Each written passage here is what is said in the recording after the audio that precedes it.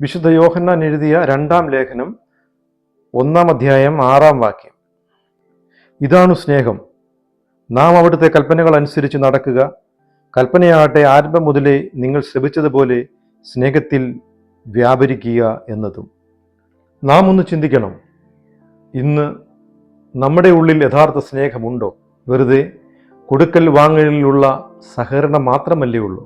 അല്ലെങ്കിൽ സഹായങ്ങൾ, അതെല്ലാം സ്നേഹം കൊണ്ടാണോ? ഒരിക്കലുമല്ല. സ്നേഹം കൊണ്ട് ക്രിസ്തു നമുക്ക് നൽകിയ പാഠങ്ങൾ ജീവിതത്തിൽ പകർത്തി മാതൃകയാക്കാൻ നമുക്ക് കഴിയുന്നു.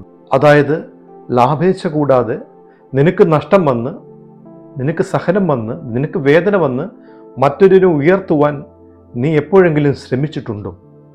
അതാണ് ക്രിസ്തു സ്നേഹം. ആ സ്നേഹം നിന്നിൽ ഉണ്ടോ? ചിന്തിക്കുക, ധ്യാനിക്കുക, അതിനുവേണ്ടി പ്രാർത്ഥിക്കുക.